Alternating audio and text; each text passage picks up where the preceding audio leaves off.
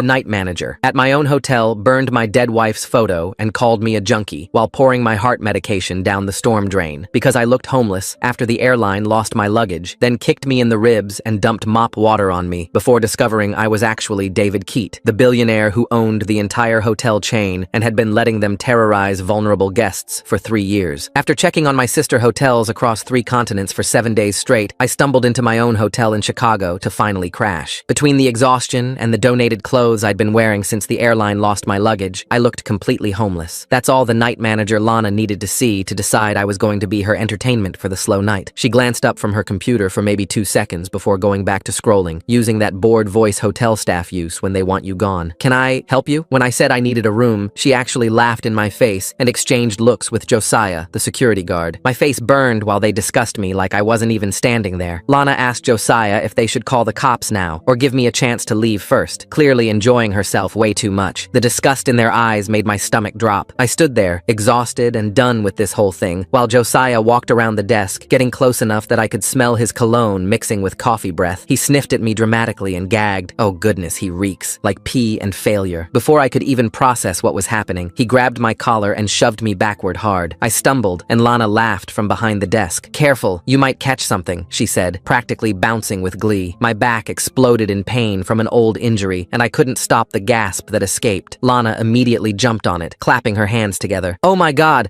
the withdrawal shakes are starting," Josiah added. "I've seen this act before. They pretend to be sick while doing a fake trembling impression." When I reached for a chair to steady myself, he kicked it, sliding across the marble. The sound echoed through the empty lobby. That's when they spotted my ring finger. Lana's eyes narrowed as she pointed at the tan line. "Let me guess, your wife left because you're a pathetic hammered?" Josiah piled on, saying I probably hit her with these shaky hands. No wonder she ran. Who could love something like this? My chest tightened because my wife died last year, and somehow they'd found the one wound that hadn't healed. They must have seen something in my face because they both closed in. I was still trying to catch my breath when my wallet fell from my pocket and scattered everywhere. Josiah planted his foot on my driver's license and ground it down. Meanwhile, Lana had already snatched up the photo of my wife. She held it up to show Josiah, and I immediately reached for it, my heart racing. She yanked it away and made some crack about my wife being way out of my league. "Please, that's my wife," I said, but she just smiled and tore the photo in half right in front of me. The sound of ripping paper hit me like a punch. Those torn halves were all I had left of her. I made another desperate grab for the pieces, but Lana already had her lighter out, flicking it open and lit them, while Josiah forced my head down to watch. The ashes hit my face while she told me my wife was gone, just like my dignity. I tried to pull away, but Josiah kept his hand on my neck, pressing harder. That's when something popped in my ribs from the awkward position, and I couldn't help crying out. They finally let me go, and I dropped to my knees, trying to breathe through the pain, and tried to get my prescription bottle. Lana was quick to notice and picked it up. "Oxy? Of course. Junkie trash." I tried to stand, but the pain kept me down as she walked to the door. "Those are prescribed. I need those." I managed to get out, but she just laughed. She poured every single med down the storm drain while I watched helplessly. "Can't sell these to kids now, can you?" Lana was already on 911, describing a violent vagrant who'd threatened to unalive them. She gave a completely false description, while Josiah destroyed my boarding passes and the merger documents I'd been reviewing. "Look at this trash," pretending to be important. The worst part was when Josiah found my hotel loyalty card with my name on it. He laughed and showed Lana. "David Keat? This loser thinks he's the owner?" They both cracked up while he snapped the card in half. Lana leaned in close, her breath hot against my ear. "You're nothing. You'll always be nothing." Then came the final assault. Josiah dragged me outside by my hair and threw me onto the wet concrete. Lana appeared with a mop bucket and dumped the filthy water over me. "Maybe now you'll smell better." Josiah kicked me in the ribs while I was down. "Come back and I'll put you in the hospital." Lana actually spit on me before adding, "or the morgue." They went back inside laughing, high-fiving through the glass while I lay there trying to understand how this had happened in my own hotel. Blood mixed with dirty water on the concrete while they made jokes about homeless people through the window. I laid there until Tom from the morning shift pulled up 20 minutes later and recognized me immediately despite the state I was in. He ran over yelling my name while Lana came storming out to stop him. "Get away from that piece of—" Her face went from angry to terrified when she heard him say, "Mr. Keat." She stumbled backward, processing what that name meant. Tom was already helping me sit up and calling for an ambulance. Josiah appeared in the doorway and dropped his phone when he saw Tom kneeling beside me. They both stared at me like they were seeing a ghost. The reality hit them hard. They'd just assaulted the man who owned the entire hotel chain, the man whose name was literally on their paychecks, the man whose loyalty card they'd just snapped in half while laughing. And they'd done it all on camera. They tried to help me to my feet, but it was too late. I was going to destroy them. I stayed on that cold concrete for what felt like forever, watching Tom argue with Lana through the glass doors. My ribs screamed with every shallow breath, and the dirty mop water had soaked through to my skin. Tom kept gesturing at me, while Lana shook her head frantically, her hands moving in wild patterns as she tried to explain something. Josiah had disappeared completely. The ambulance sirens grew louder, cutting through the early morning quiet. Tom rushed back outside, shrugging off his jacket to put under my head. His hands trembled as he checked me over, muttering apologies I didn't deserve from him. Lana burst through the doors again, her phone pressed to her ear. She paced in tight circles near the entrance, speaking rapidly to someone. Her free hand kept pulling at her hair, and even from where I lay, I could see her scanning the lobby through the windows. Looking for cameras, I realized. Looking for evidence of what they'd done. The paramedics arrived in a blur of Navy uniforms and medical equipment. They asked questions I struggled to answer while checking my vitals. One of them frowned at my blood pressure reading and immediately started an IV. The female paramedic gently examined my ribs, and I couldn't suppress the sharp intake of breath when she found the damaged ones. Tom stayed close, filling in details when I couldn't speak. He told them about finding me on the ground, about the water, about who I was. That last part made both paramedics exchange glances before becoming even more thorough in their examination. Through the loading process, I watched Josiah reappear in the lobby. He had his phone out now too, typing furiously. His security uniform was disheveled, and he kept wiping his hands on his pants, the same hands that had grabbed my hair, that had kicked me while I was down. Inside the ambulance, the paramedic asked about my medications. I explained about the oxycodone, prescribed for my back, now dissolved in the storm drain. She made notes while securing me for transport. The pain was getting worse without the medication, radiating from my ribs through my entire torso. The hospital intake was a blur of bright lights and antiseptic smell. The triage nurse started processing my information, typing routinely until she got to my name. Her fingers paused over the keyboard. She looked at my ID again, then at me, then back at the ID. "David Keat?" she asked slowly. "From the Keat Hotels?" I nodded, too exhausted to explain. Her expression shifted. "My husband works at the Keat on Michigan Avenue, in maintenance. I've seen your photo in their break room." She became noticeably more attentive, expediting my paperwork. Within minutes, I was in a private room with a doctor examining my injuries. He was thorough, ordering x-rays and documenting every bruise, every scrape. The broken ribs were confirmed. 3 of them, he said, clean breaks that would need weeks to heal properly. My phone, miraculously still functioning despite everything, buzzed with my lawyer's callback. I explained what had happened, keeping my voice steady despite the pain. He listened without interrupting, then advised immediate documentation of everything. Photos, medical records, witness statements. He was already making calls to his team as we spoke. The doctor returned with more findings. Beyond the broken ribs, there was significant bruising across my back and sides. He photographed everything meticulously, creating a medical record that would be crucial later. When he asked about pain management, I hesitated. The memory of Lana calling me a junkie while destroying my legitimate prescription was too fresh. "I'll manage without anything strong," I told him, though my body screamed in protest. He frowned but noted my regular medications in the chart. "You'll need to contact your cardiologist about the disrupted medication schedule," he said. "Missing doses of cardiac medication can be serious." My assistant arrived while they were finishing the documentation. She carried fresh clothes and my laptop, her face pale with concern. She'd already discovered that the merger documents in my bag had been the only signed copies. Well, nothing says welcome home, quite like getting mistaken for a vagrant in your own hotel and having your prescription meds turned into storm drain soup. Weeks of negotiations, destroyed by Josiah's hands. Through the hospital room window, I could see the sunrise beginning to paint the sky. Somewhere across the city, Lana and Josiah were probably still at the hotel, trying to figure out their next move. My phone showed missed calls from various department heads who'd heard something had happened. The head of HR was my first call back. I kept it simple: freeze Lana and Josiah's employee files immediately, but take no other action yet. There would be protocols to follow, investigations to conduct. But first, I needed to get out of this hospital bed and review that security footage. My assistant helped me change into the fresh clothes, careful of the bandages wrapped around my torso. Every movement was agony, but at least I looked human again. The donated clothes I'd been wearing went into a bag, evidence now, like everything else from this morning. The doctor returned with discharge papers and a prescription for pain medication I wasn't sure I'd fill. He stressed again about contacting my cardiologist immediately. The disrupted medication schedule was already affecting my vitals, he said. I needed to get back on schedule within 48 hours. As my assistant wheeled me toward the exit, hospital policy, despite my protests that I could walk, my phone buzzed with a text from Tom. He was still at the hotel, now dealing with the morning shift arrival. People were asking questions, he said. Lana and Josiah were still there, still in yesterday's uniforms, trying to act normal. But nothing about this morning had been normal. Nothing about what they'd done to me could be explained away. They'd targeted me because I looked vulnerable, because they thought I was beneath them. They'd taken pleasure in my humiliation, in destroying the photo of my wife, in denying me medication I legitimately needed. The parking garage felt strange after the bright hospital lights. My assistant had brought my car, but I let her drive. My hands were shaking. not from withdrawal, like Lana had mocked, but from the reality of what had happened in my own hotel, under my own watch, to me, and probably to others who'd looked just as vulnerable. The merger documents would need to be recreated. The meetings I'd missed would need to be rescheduled. But first, I needed that security footage. I needed to see exactly what Lana and Josiah had done. Needed to have it preserved before anyone could delete or alter it. My phone rang again. The IT department, my assistant said. They controlled access to the security system. But it was barely 7 a.m., and the corporate IT wouldn't be fully staffed for another hour. The night security footage was locked behind protocols that required administrator approval. We drove through the waking city while I made more calls. My lawyer was already at his office, assembling a team. The police would need to be involved, he said. What Lana and Josiah had done wasn't just wrong, it was criminal assault. The evidence would be crucial. My ribs protested every bump in the road, each turn of the car. The missing pain medication was becoming a serious problem. But worse was the thought of that torn photo, burned to ashes, scattered on my face while they laughed. My wife's picture, the only one I'd carried, destroyed for their entertainment. By the time we reached my office, the sun was fully up. Somewhere in the city, Lana was probably texting her cousin, the labor attorney she'd mentioned to a coworker last month. Josiah was probably deleting his social media posts, the ones where he'd bragged about taking out the trash when dealing with homeless people near the hotel. They thought they'd been dealing with trash this morning. They thought they'd found an easy target, someone to humiliate without consequences, but they'd chosen wrong. They'd revealed exactly who they were and done it all on camera. My assistant helped me into my office chair, placing the laptop within easy reach. There was so much to do. Police reports to file, security footage to obtain, medical follow-ups to schedule. The broken ribs would heal. The merger documents could be recreated. But the image of them laughing while they destroyed my wife's photo would stay with me. They'd shown me their true nature in those early morning hours. Now it was time to show them mine. Not through violence or cruelty, I wasn't like them, but through the systematic documentation of every single thing they'd done, every policy they'd violated, every law they'd broken. The security footage would tell the story. Their own actions would condemn them. And maybe, finally, the culture that had allowed them to treat vulnerable people this way would change. My phone buzzed with another text from Tom. Lana and Josiah were getting desperate, he said. They knew I had survived. They knew I was out of the hospital. They knew their time was running out. I settled deeper into my office chair, wincing as the movement sent fresh pain through my ribs. My assistant placed a glass of water on my desk and stepped back, waiting for instructions. I gestured toward the laptop, and she immediately began pulling up the security system interface. The cease and desist letter arrived by courier within the hour. Lana's cousin had worked fast, crafting a document that painted her as a victim of workplace harassment and demanding 2 years severance pay. I read through the legal language while my assistant worked on accessing the security footage. The letter claimed I'd created a hostile work environment by arriving at the hotel in an intimidating manner